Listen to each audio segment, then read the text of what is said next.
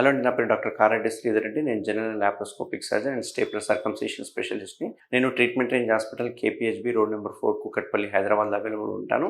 So ఈరోజు చూసుకుంటే కనుక మగవారిలో మెయిన్గా డయాబెటీస్ వచ్చిన పేషెంట్స్ ఏ రకంగా సఫర్ అవుతున్నారు, అసలు ఎటువంటి ప్రాబ్లమ్స్ను ఫేస్ చేస్తున్నారు, ఇంతకుముందు లేని ప్రాబ్లం ఇప్పుడు ఎందుకు కొత్తగా వస్తుందనేది వాళ్ళు తెలుసుకుందాం. సో అంతకుముందు చూసుకుంటే కనుక అంటే బిఫోర్ ఒక 10 years బిఫోర్ కానీ 20 years బిఫోర్ కానీ ఈ సర్కంసిషన్ సర్జరీస్ ఏవైతే ఉన్నాయో అంటే సుంతి ఆపరేషన్ అంటారు కదా, ఈ సుంతి ఆపరేషన్ ఓపెన్ సర్జరీ చేసేవాళ్ళు. సో ఓపెన్ సర్జరీలో కొంచెం ఏంటంటే స్కిన్ కట్ చేసి కుట్లు వేయడము, బెడ్ రెస్ట్ ఉండడము, పథ్యం ఉండడము, తర్వాత కుట్ల మీద డ్రెస్సింగ్ చేసుకోవడము, ఓసారి కుట్లు విడిపోకపోతే మళ్ళీ కుట్లు తీయడం, ఇట్లాంటివన్నీ ఉండేటివి. దీంతో కొంచెం చాలా మంది భయపడి హెజిటేట్ చేసేవాళ్ళు. మామూలుగా యూజువల్గా డయాబెటీస్ వచ్చిన వాళ్ళకి ఆ అంగం యొక్క ముందరున్న చర్మం ఏదైతే ఉంటుందో దాన్ని ప్రెప్యూషల్ స్కిన్ అని, ఫోర్ స్కిన్ అంటుంటాం. ఆ స్కిన్ ఏమవుతుందంటే టైట్ అయిపోతుంది. టైట్ అయిపోయి మన వెనికి లాగే కొద్దిగా క్రాక్స్ ఫామ్ కావడము, తెల్లటి జిగురు లాంటి పదార్థం రావడం కావచ్చు, లేకపోతే ఒక రకమైన రెడ్డిష్ కలర్లోకి వైటిష్ కలర్లోకి మారిపోవడము, థిక్ అయిపోవడం, ఇట్లాంటివన్నీ చూస్తూ ఉంటాం. సో చాలా మంది ఏంటంటే దీన్ని హెజిటేట్ చేసి ఎవరికి చెప్పుకోవాలో తెలియక దీన్ని హైడ్ చేసేసుకొని అలాగే కంటిన్యూగా ఉంచుకొని ఎప్పుడో ఒకసారి క్యాన్సర్గా కూడా మారే అవకాశాలు ఉంటాయి.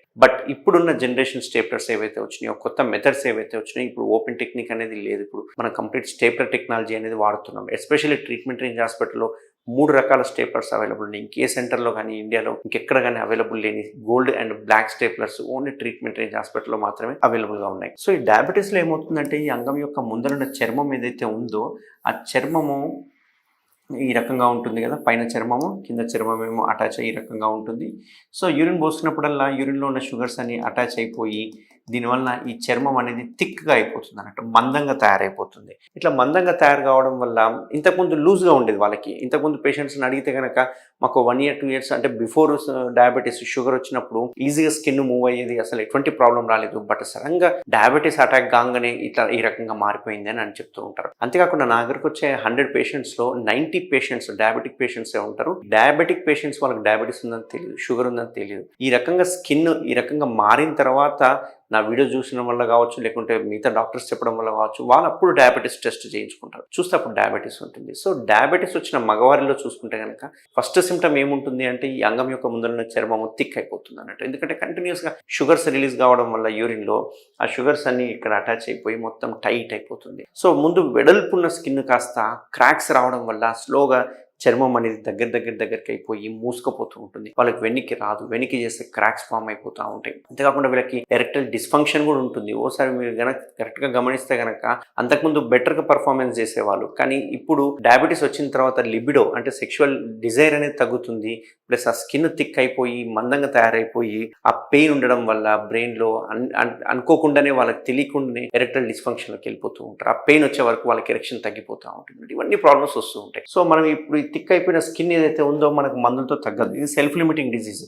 మనం మందులు వాడినా వాడకపోయినా తగ్గుతుంది, కానీ తగ్గినప్పుడల్లా చర్మం దగ్గరికి అయిపోతుంది అండ్ రిపీటెడ్గా మళ్ళీ వస్తుంది. ఒక 15 రోజులు 1 month బాగుంటుంది, మళ్ళీ 15 రోజుల తర్వాత మళ్ళీ స్టార్ట్ అవుతుంది. దీన్ని రికరెంట్ బెలనైటిస్ అంటాం. ఈ బెలనైటిస్ని వదిలేసినాం అనుకోండి, ఈ చర్మం అంతా వెళ్ళి కింద అతుక్కోవడం స్టార్ట్ అవుతుంది. దీని మీద కూడా ఇన్ఫ్లమేషన్ అనేది స్టార్ట్ అవుతుంది. దీన్నే బెలనోపాస్థైటిస్ అంటారు. సో దీనికి ఏకైక సొల్యూషన్ ఏంటి అంటే సర్జికల్ సొల్యూషన్. ఇది మన ట్రీట్మెంట్ రేంజ్ హాస్పిటల్లో మనం చేసేది కేఎస్ఆర్ స్టేప్లర్ సర్కంసిషన్ సర్జరీ. ఇందులో మనం ఏం చేస్తామంటే ఇక్కడ వరకు చర్మాన్ని తీసేసేస్తాం, పర్మనెంట్గా తీసేస్తాం. సో తీసిన వల్ల ఈ చర్మం అనేది ఇట్లా వెనక్కి వస్తుంది కాబట్టి ఇక్కడ మనకు పిన్స్ అనేవి పడతాయి. సో ఇది బై డిఫాల్ట్ మనకు ఓపెన్గానే ఉంటుంది అన్నట్టు. అంటే మామూలుగా ముస్లిమ్స్ చేయించుకుంటుంటారు కదా, వాళ్ళలో ఉన్నట్టుగా అది ఓపెన్గానే ఉంటుంది. ఓపెన్గా ఉండడం వల్ల దాని మీద స్కిన్ అనేది రాదు కాబట్టి ఇట్లాంటి బెలనైటిస్ కానీ బెలనోపాస్థైటిస్ అని వచ్చే అవకాశాలు జీవితాంతం ఉండదు. సో మళ్ళీ ఇక్కడ అందరు చాలా మంది డౌట్లు ఏంటంటే స్కిన్ తీసేసాక మళ్ళీ 1 month తర్వాత 1 year తర్వాత స్కిన్ పెరుగుతుందని అనుకుంటుంటారు. బట్ అక్కడ స్కిన్ ఎప్పటికీ పెరగదు. సో ఇది ఒకసారి పర్మనెంట్గా తీసేస్తే లైఫ్ లాంగ్ దీంతో ఈ బెలనైటిస్తో కానీ లేకపోతే షుగర్ వలన వచ్చే ఈ సిమ్టమ్స్ కానీ ఇవి రావు ఫ్యూచర్లో. సో ఇది తీసేస్తాము. ఇక్కడ పిన్స్ ఏవైతే ఉన్నాయో ఈ పిన్స్ ఒక 10 to 12 daysలో ఆటోమేటిక్గా పడిపోతూ ఉంటాయి. జస్ట్ అంగస్తమన కాకుండా చూసుకోవాలి ఒక 10-15 రోజులు. అండ్ మోస్ట్ ఇంపార్టెంట్ కలవకూడదు, no intercourse at least 1 month వరకైనా. అండ్ దీనికి ఇంపార్టెంట్ ఏంటంటే ఇక్కడ ఈ స్టేప్లర్ వాడడం వల్ల ఇది just 5 minutes procedure, half an అవర్లో డిశ్చార్జ్ చేయడం జరుగుతుంది. దీనిలో ఎటువంటి డ్రెస్సింగ్స్ అవసరం లేదు, ఎటువంటి పథ్యం అవసరం లేదు, ఎటువంటి బెడ్ రెస్ట్ అవసరం లేదు. పేషెంట్ ఇమ్మీడియట్గా వాళ్ళ ఉద్యోగాలకు వెళ్ళిపోవచ్చు అన్నట్టు. సో ఇట్లా బెలనైటిస్ నేను అందుకే చెప్తుంటాను ప్రతి వీడియోలో, అంగంలో యొక్క ముందరున్న చర్మం గనక థిక్ అయిపోయి కనుక క్రాక్స్ ఫామ్ అయిందంటే ఇమీడియట్గా మీరు షుగర్ టెస్ట్ చేయించుకుంటే మీకు 100% షుగర్ ఉన్నట్టు, షుగర్ ఉంటే టెస్ట్లు చేయించుకున్నాక షుగర్ ఉంటే దానికి సరిపడిన మందులు కూడా వాడాల్సి వస్తుంది.